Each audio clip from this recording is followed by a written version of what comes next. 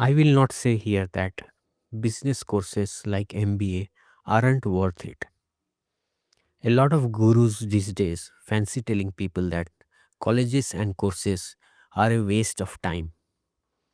I don't know the reason they say so, but maybe deep down they think what's taught in colleges isn't helpful in running an actual business.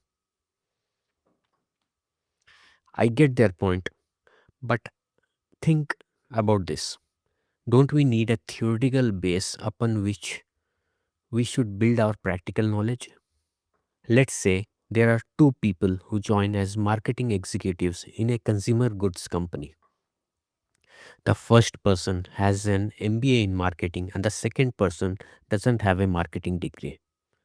Neither of them has any practical experience. Who do you think has an advantage? Of course, the first person, because they know a lot of marketing theory upon which they can add practical knowledge, which they will gain while working. For example, when preparing a product pitch, they know they have to start by talking about the problem the product solves. This is theory. Of course, they can still pitch imperfectly. This is where practice and practical know how come in. Note, I am just talking about an advantage here. In the long run, the second person can still do better than the first person if they are quick learners or curious. So, MBA degrees aren't the problem. The actual problem is getting the practical know how of a business. How does one do that? Assume someone has just graduated from a business school and wants to learn about how actual businesses run. While there are a lot of ways to do that, like freelancing, joining a tech startup, I think the best way is by working in a storefront. I mean a retail store, because you can learn many business aspects better in retail than anywhere else. Assuming you are working in a retail store and you notice a particular brand of juice getting picked up more by consumers than any other juice brand, then you ask questions like, what's so special about this juice brand? Is it the price? Is it the packaging? Or is it the taste? How much money is this juice brand spending on advertising? How old is the brand? Asking questions like these will help you learn a lot about consumer psychology. Why do they buy what they buy? Consumers think along the same lines whether they are buying a packaged juice or a TV subscription.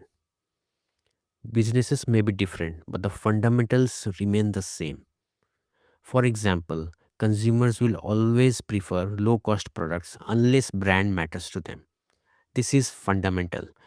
This is how consumers think.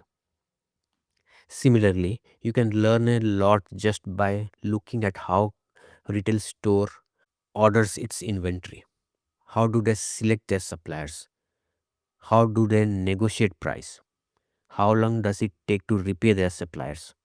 You can gain a book's worth of knowledge from each of these questions. For example, if you learn that the retail store takes 60 days to pay its supplier and the inventory on an average gets sold out in 30 days, what that means is that the retail store's 30-day working capital is getting financed by the suppliers. It's like an interest free loan for 30 days. Let's take another example. If you study the negotiation tactics of a retail store, you learn a lot about how order volume affects price. If a product gets sold out in 30 days, why does the retail store keep 90 days of stock of that product? Is it because of the additional discount on order volume? If yes, what's the discount rate? Is this a smart decision? You know what's the most fascinating part of a retail store? For me, it's how they place their products. Retail stores usually place frequently bought products at the end of an aisle. The idea is to increase the average order value per customer.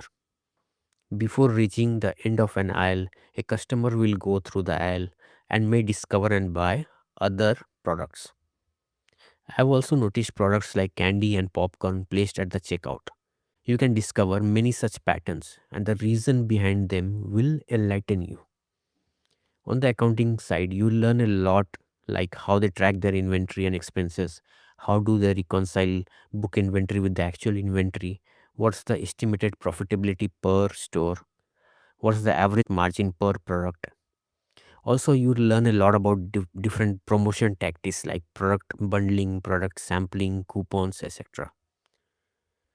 Product mix is another area where you can see how a retail store balances seasonal products with regular products to maximize order value and profitability. I can go on, but you get the idea, right? The teachings one can get while working in a retail store apply to any other business or industry. Because, as I said earlier, the fundamentals remain the same.